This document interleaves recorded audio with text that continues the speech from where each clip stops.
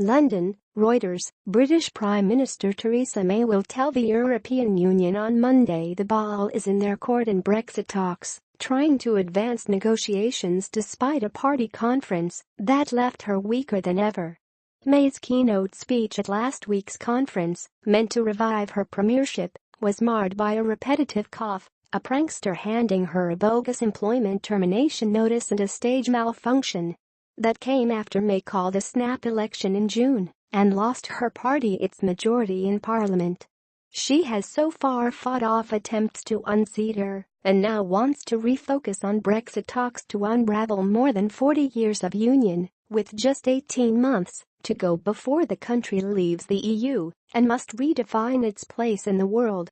But she faces more disquiet in her Conservative Party over the negotiations and how a future relationship should look. One lawmaker has urged her to call time on the talks if they fail to move forward at a summit this month. Related coverage. EU says ball entirely in UK court for move to next Brexit talks phase. Wait for the talks, says UK PM spokesman on possible Brexit breakthrough. With Brussels quietly preparing for a collapse in the talks and Britain getting ready for what May calls all eventualities, some officials and business chiefs worry the country will crash out of the EU without a deal. Speaking in Parliament later on Monday, May will say she is determined to secure a new partnership with the other 27 members of the wealthy political and trade bloc.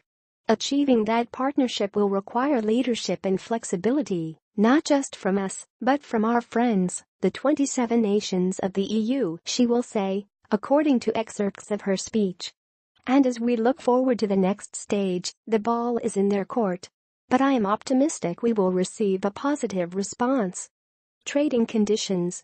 May, who will host businesses later on Monday to listen to their Brexit concerns, is keen to push the talks beyond a discussion of the divorce to try to offer firms some certainty about future trading conditions.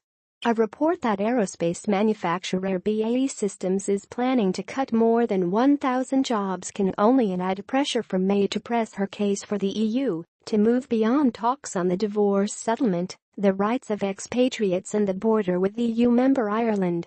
EU negotiators say that, while they see no big breakthrough at the summit next week, they may offer May a hand by offering some hope of a shift at the next scheduled meeting in mid-December. Aides to May have signaled that the Prime Minister has accepted that her October deadline will not be met despite a speech in Italy last month which attempted to reset the tone of the difficult negotiations. But some pro-Brexit campaigners are calling on the Prime Minister to get ready to step away from the talks, underlining the deep divisions in the Conservative Party, which have again come to the fore, with lawmakers briefing against Finance Minister Philip Hammond, who supporters a so-called softer Brexit. We are fast reaching the point when the Prime Minister should assert the authority of her office over the negotiations and call time, Bernard Jenkin, a Conservative lawmaker, wrote in the Guardian newspaper. Asked whether he meant Britain should walk away if there was no progress at the October summit, Jenkin told Reuters, "Yes,